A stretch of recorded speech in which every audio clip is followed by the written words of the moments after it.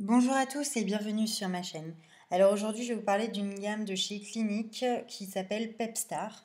Donc on a ici un soin hydratant. Ici vous avez un gommage et un soin pour les yeux. Alors du coup je vais vous parler des ingrédients qu'ils contiennent. Alors il y a un ingrédient qui revient beaucoup dans ces trois produits, c'est le phénoxyéthanol. Donc je vais vous en parler pour le premier produit mais je ne le répéterai pas pour les deux autres.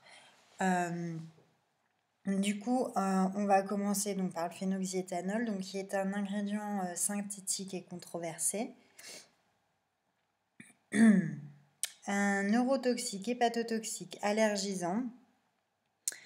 Donc c'est un conservateur antimicrobien largement utilisé en cosmétique. Il induirait des effets neurotoxiques et hépatotoxiques d'après certaines études scientifiques. Il présenterait également un potentiel sensibilisant tel que les urticaires et les dermatites. Donc des inflammations de la peau. Alors je vous montre quand même comment ça se présente. Vous avez un opercule en plastique et donc la crème qu'on ne voit pas forcément bien parce qu'il n'y en a plus dedans. Il doit en rester une petite dose. Donc voilà, je vous montre bien le packaging. Alors c'est très joli, c'est sympa, hein, mais bon, voilà. Alors ensuite, on a le disodium de DTA, donc qui est un ingrédient synthétique et controversé. Donc encore une fois, je vais le répéter, les ingrédients synthétiques n'ont aucun effet sur la peau car la peau est vivante et elle peut recevoir que des ingrédients végétaux pour que vraiment les actifs aient un effet sur votre peau. Donc le disodium EDTA, donc un ingrédient controversé, c'est un sel de l'EDTA, donc ce sont des ingrédients qui captent et retiennent d'autres substances comme le calcium ou le magnésium. Ils permettent de bien faire mousser les soins lavants, leur capacité à se lier aux métaux lourds et au calcium les rend indésirables pour l'environnement, donc niveau protection planète 0. Ensuite, d'après certaines études scientifiques, il serait très irritant pour les yeux et pourrait être source d'eczéma. Ensuite, donc ça c'est les deux ingrédients qui sont dans la crème hydratante, donc qui s'appelle Hydratant Perfecteur. Oh, ça donne plutôt envie, mais bon. Après, donc on passe au gommage. Donc le gommage, il en reste un peu, donc il est de couleur orange avec des petits grains. Voilà. Donc le packaging, il est comme ceci et vous avez derrière les petites indications d'utilisation. Ensuite, donc on a comme ingrédient, donc pareil, le disodium de DTA, donc je ne vais pas répéter. Nous avons aussi le BHT, donc un ingrédient synthétique et controversé. Le BHT, c'est le butylhydroxytoluène. Donc c'est un conservateur antioxydant, donc qui est suspecté d'être un perturbateur endocrinien. C'est une substance qui agit comme une hormone et induit ainsi des effets néfastes dans un organisme. Et donc ça a été reconnu par une partie de la communauté scientifique. Il est aussi doté d'un potentiel sensibilisant et pourrait être responsable d'allergies. D'après certaines études, il induirait des dysfonctionnements et des perturbations au niveau de différents organes, autant sur les animaux que sur les humains, et du système hormonal. Et certaines études scientifiques montreraient le développement de tumeurs chez les souris. Il contient également du phénoxyéthanol que je ne répéterai pas. Et du coup, nous avons le soin pour les yeux qui se présente sous forme de tube.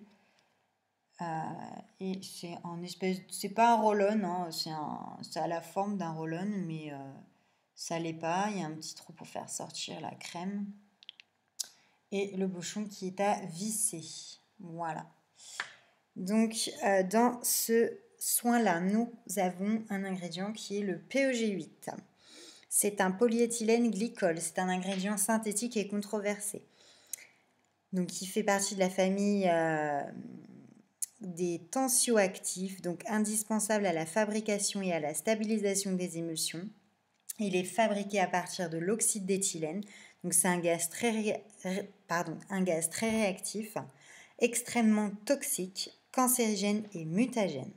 La réaction chimique d'éthoxylation met en jeu des températures et des pressions extrêmes, ainsi qu'un contrôle rigoureux de l'absence de formation d'éther de monoéthylène glycol qui est reprotoxique.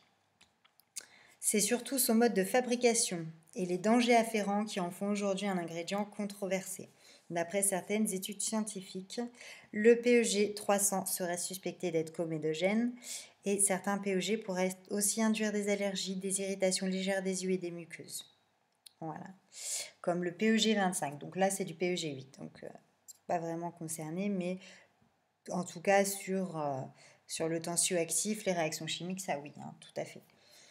Ensuite, il contient du phénoxyéthanol. Donc c'est pareil, je ne vais pas le répéter. Hein, sachez que c'est un ingrédient synthétique et controversé.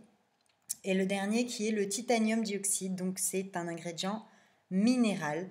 Alors c'est pareil, les ingrédients minéraux ou les huiles minérales n'ont aucun effet sur la peau. Ce n'est pas un ingrédient végétal.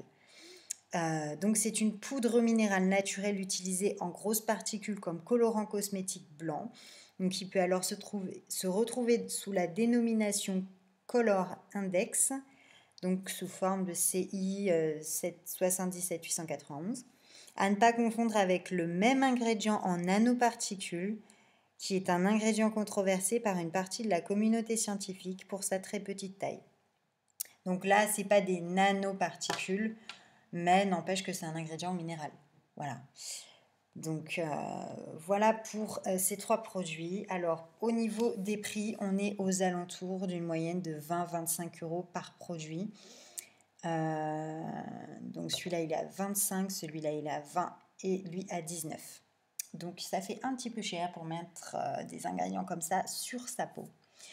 Voilà, donc j'espère que ma vidéo vous aura plu, qu'elle vous aura permis surtout d'y voir plus clair par rapport à ces ingrédients qu'ils contiennent et de pouvoir faire votre choix si vous allez les utiliser ou pas. Voilà, je vous dis à bientôt et je vous souhaite une bonne journée.